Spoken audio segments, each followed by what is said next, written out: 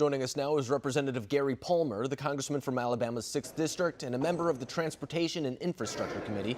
Congressman Palmer, I want to start with the government response to coronavirus. We saw early on when it was first kind of hitting the United States, the Trump administration take very kind of strict travel restrictions regarding China. What steps is the U.S. government taking now in order to kind of combat that outbreak? Well, we're still looking at restrictions, but the main thing that we're doing right now is trying to get the test kits out and to try to help state and local governments handle this and get ahead of it. And so when it comes to those test kits, too, we've heard the administration say that at this point they do have enough test kits in order to give them to any doctor who wants to kind of use that test, meaning the doctor is kind of determining what individuals have symptoms and then kind of making that kind of decision, to the discretion, I should say, whether to apply that test to them. Is that because there's a shortage of tests, or is it just kind of the normal practice? Well, initially there's a shortage of tests. Of the test kits, and part of that was because during the Obama administration there was a new layer of regulation that was created between the FDA and the CDC that required approval by this middleman, so to speak, before the CDC could approve the test kits.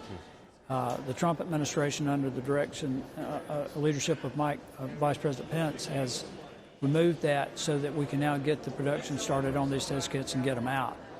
So we're a little bit behind on that, but I think we'll catch up with that. The other thing about giving them to the doctors, we want people to call the doctor's office if they suspect that they have might possibly have COVID-19, rather than show up in an emergency room or show up in a clinic, and then make a determination then about whether or not they need to have the test, and if they do, arrange it so that the clinic or wherever they're going knows in advance that they're coming in, and we don't run the risk of unnecessarily exposing other people. And to the point what you were just saying, too, the New York Times had a story yesterday that was talking about doctors up in the Seattle, Washington area who weren't able to apply those tests based on different state and federal regulations. They ended up doing it anyway. And so they were kind of speaking to the fact that you're talking about right now. There was kind of burdensome regulations that were prohibiting them from conducting the tests that could have kind of helped stem this outbreak a little bit. But then I do want to kind of pivot back to the idea of travel restrictions, too. The administration took a pretty hardline stance early on regarding China. Do you suspect that maybe we'll do the same regarding Italy or other infected countries in the near future?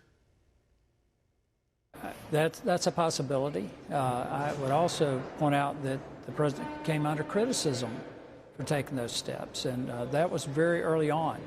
I was actually part of a meeting in December with the president at the White House when we talked about the coronavirus and the fact that the president had been in touch with Xi Jinping, and we were trying to convince China to let the CDC come in to try to get ahead of this, and China wouldn't allow that. And it was after that that the president took the action to restrict travel for people coming out of China or going into China. And I think that was helpful. And when it comes to this idea, too, I mean, we're talking about the idea that really borders do matter in these types of situations, whether it be air travel or people coming in from the north or southern border. We heard Bernie Sanders say last week that he would not close the southern border during this time. Do you think that that is the wrong decision, and do you think that this makes the case for why we need stronger border control? Absolutely the wrong decision.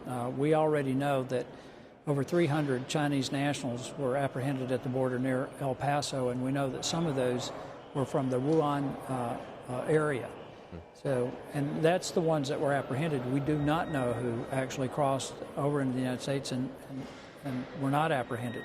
There were a couple also from Korea that were apprehended at the border. So this is one of the main reasons, and I try to get this across to people all the time, that building the wall and having better border security is not about trying to keep someone from coming over here to get a job and have a better life for their family.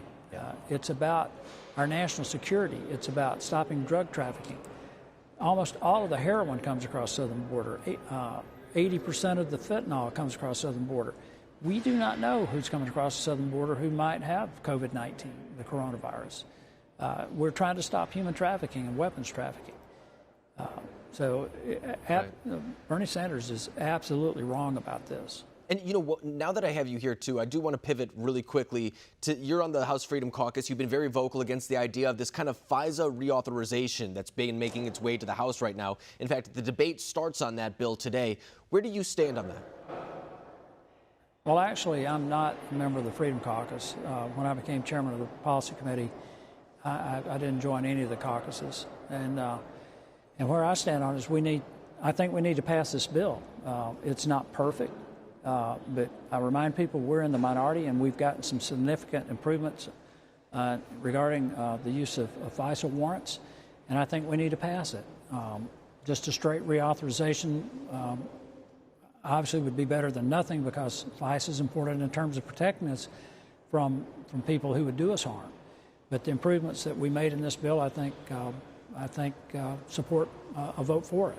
Yeah, and that decision is coming up relatively soon. They should say that we have a vote coming up on that maybe by the end of the week. So I guess we'll have to wait and see how that kind of turns out. So, Congressman, I really appreciate you coming on tonight. Thank you. Well, thanks for having me on.